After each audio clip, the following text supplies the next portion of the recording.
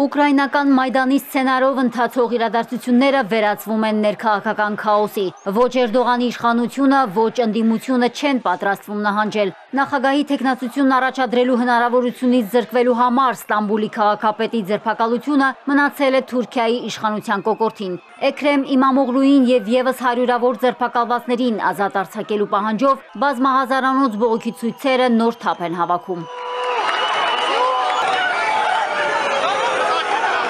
Yani yapılanlar Türkiye'ye yakışmıyor. Այն ինչ կատարվել է միանգամայն անօրինական ու անհիմն է։ Սա ժողովրդավարություն չէ, սա ծաղր է, ամոթ։ 3 çocuğumun da güzel bir Ես 79 տարեկան եմ եւ 3 երեխա ունեմ։ Ցանկանում եմ, որ նրանք ապրեն ու աշխատեն գեղեցիկ երկրում։ Այս կառավարությունը պետք է ի վերջո հասկանա, որ ահաբեկելով չեն կարող խուսափել անխուսափելիից։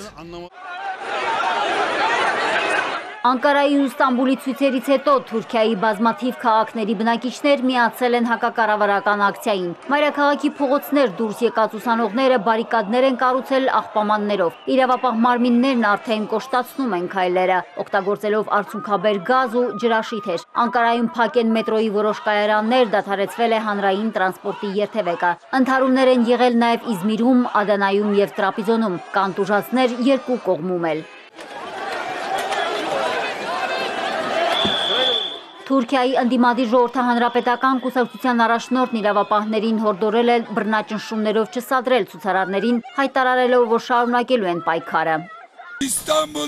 Մենք չենք դադարեցնելու մեր պայքարը, քանի դեռ չեն վերականգնվել մեր իրավունքները, քանի դեռ ազատ չի արձակվել Ստամբուլի քաղաքապետ Իմամօղլուն։ Գիշերը ոստիկանական բաժանմունքում անցկացրած Իմամօղլուն ժողովրդին ու իրավական համակարգի ներկայացուցիչներին կոչի արել պայքարել քաղաքական հեղաշրջման դեմ։ Թուրքիայում ստեղծված քաոսից հետո երկրի նախագահ Էրդողանն առաջին անգամ մեկնաբանել է քաղաքապետի ձերբակալությունը, ընդգծելով, որ ընդդիմությունը փորձում է քողարկել իր սխալները, ժողովրդին խաբելով թատերական ներկայացումներով։ Ես ժամանակ չունեմ վատնելու ընդդիմության բեմադրությունների վրա, ասել է Էրդողանը։ Նրանք այնքան են կորցրել հավասարակշռությունը, որ հարձակվում են ոստիկանության վրա, սպառնում են մեր դատավորներին ու դատախազներին։ Եթե ուշադրություն դարձնեք, ընդդիմությունն ու նրանց լրատվամիջոցները չեն կարողանում պատասխան տալ երկու կոռուպցիայի ու դիպլոմի հետ կապված մեղադրանքներին։ Փոխարենը ընտրում են հեշտ տարբերակ, սադրանքներ են հրահրում ու խաբում ժողովրդին։ Էքրեմ Իմամօղլուին ձերբակալելուց հետո դատարանը որոշել է առգրավել նրա շինարարական ընկերությունը։ Դատախազության տվյալով ընկերությունը ներգրավված է ֆինանսական խարդախությունների մեջ։ Իմամօղլուն մեղադրվում է կոռուպցիայի և Թուրքիայում արգելված Քրդստանի աշխատավորական կուսակցության հետ կապերի համար։ Նրա ձերբակալությունը միջազգային բուռն արձագանք է գտել։ Գերմանիայի կանցլեր Շոլցը խիստ քննադատել է ընդդիմադիր ուժին լռեցնելու քայլը։